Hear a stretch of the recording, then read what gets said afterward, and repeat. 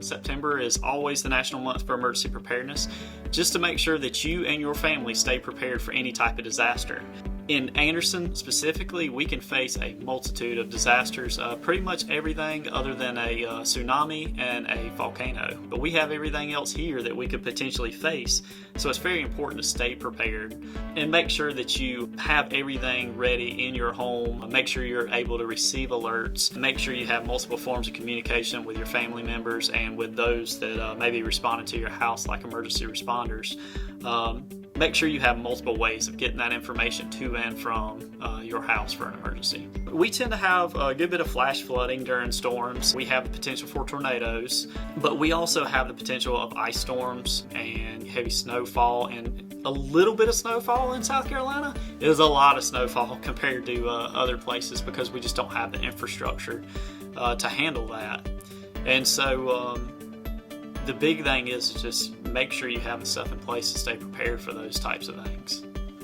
We do have the Oconee Nuclear Station that's right down the road from us over in Oconee, and that is a big thing that we prepare for that people don't even realize we're preparing for. So we actually are what's considered a host county for the nuclear facility. There's areas in Pickens and Clemson that actually evacuate to Anderson.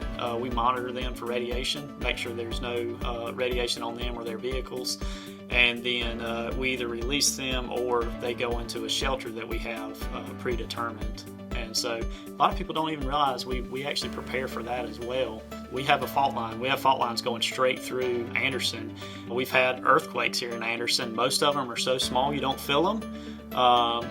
But we've got them where, every now and then you'll actually hear that earthquake, or you'll feel the ground shake just for a brief moment. But yeah, we have fault lines running all through South Carolina.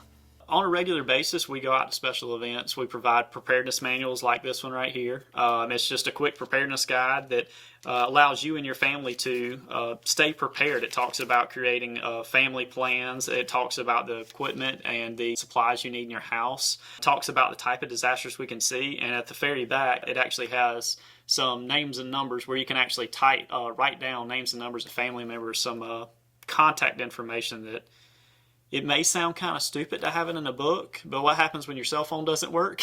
And I'm bad about it too, we all just take our cell phone for granted and say, well, I'm always going to have that. I can just look the number up, or I can just make a call. The best thing to do is actually to write that down somewhere and keep it, even your local police station, local fire station, making sure you have those numbers and know where to get them easily available when your cell phone doesn't work.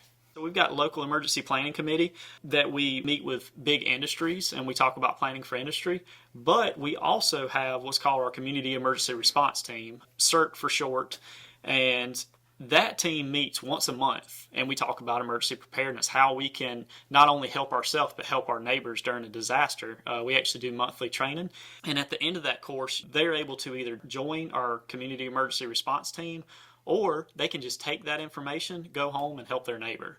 And that's the beauty of this class, is just because you sign up and get the information doesn't mean you have to sign up to actually be a part of a team. Now, we do have a team that we dedicate for emergencies. So it's basically civilians that go out and help their neighbors during a disaster. But being a part of the team, you would actually receive a phone call saying, hey, we need to go, we need you to respond to this area to help. We've had buildings collapsed, or we have flooding in that area, or it could just be checking in first responders and making sure that we've got an accountability of first responders coming in and out. But during that program, we talk about disaster preparedness, organization assert, disaster psychology, fire safety and utility controls, light search and rescue, disaster medical, terrorism, and we actually do a full-scale exercise at the end. So we put them through a simulated real-world incident. So we actually make them go through an incident. I can't say which incident we're using because it's always a surprise to them.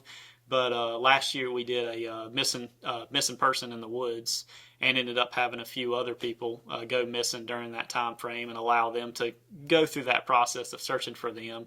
In the past, we've done active shooter situation simulations. We've done earthquake simulations, like building collapse.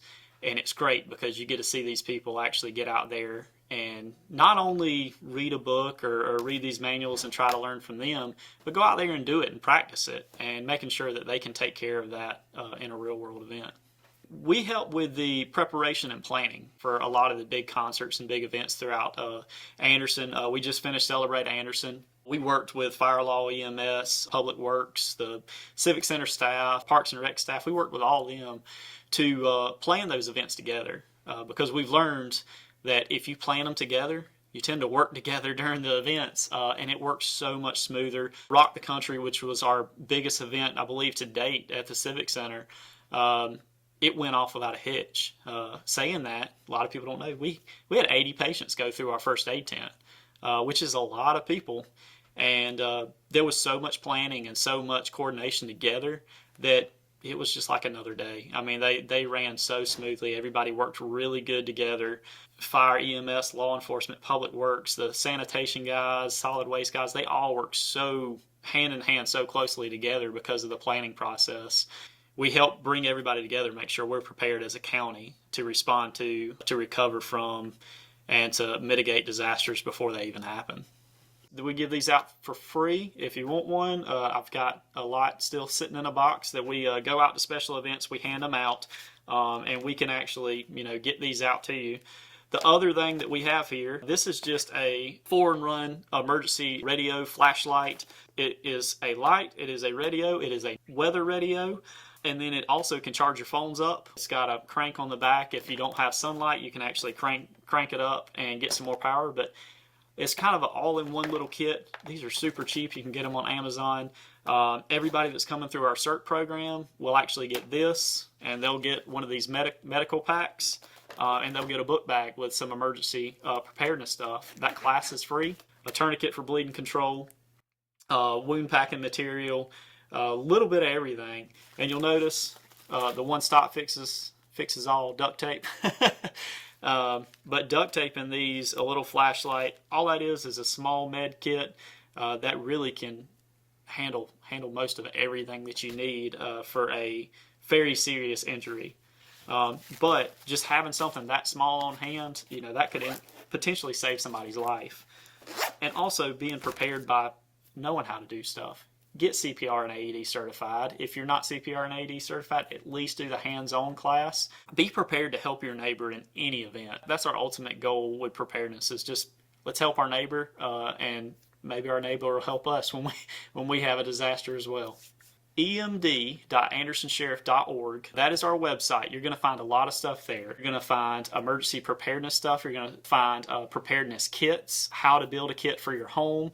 You're going to find guides on how to prepare yourself. You're going to find what Anderson County has faced in the past as far as our disasters. But the other really, really, really important thing you're going to find is at the very top of that page when you go there, it is signing up for emergency alerts. So we use a system called Everbridge for emergency alerts. It does not cost you anything. It is free to every Anderson County citizen.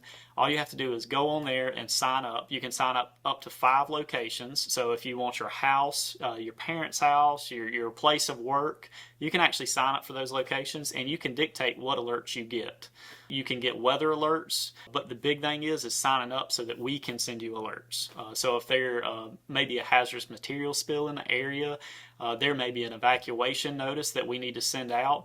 By signing up for that, you receive those alerts. If you don't sign up for it, we can't guarantee you receive those alerts. So we can't stress that enough to sign up for those alerts.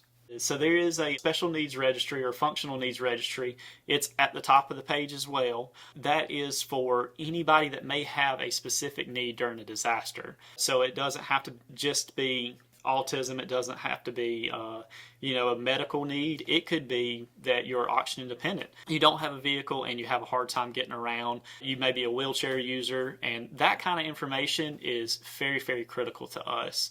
Especially if you're in like a floodplain or somewhere that is prone for evacuation. All that does is gives us a heads up that we need to be checking these specific addresses and making sure that they are taken care of and that we can get to them quickly. The other nice thing about that is it actually goes into our computer-aided dispatch system at the 911 center. So when you call 911, it will pop a little box up on their screen, the dispatch center, and just say, hey, somebody that is a wheelchair user is at this address. There is a child with autism at this address that's nonverbal. It can really defuse the situation for law enforcement.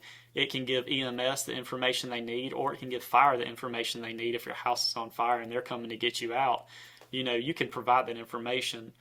The other great thing about that is you can put a picture of the individual on that. And so if they were to go missing, if it was a dementia patient that tends to walk off, if they're going missing, we immediately have a picture already available for who we're looking for. And a picture's worth 1,000 words. You can describe somebody 100 different ways, but that picture really shows us who that person is and allows us to get to that person quicker. Go to emd.andersonsheriff.org and look on our page. We've got ready kits. We have a whole lot of information just on staying prepared, and so that will allow you to go through those checklists and go through that process and make sure that you have what you need to stay prepared.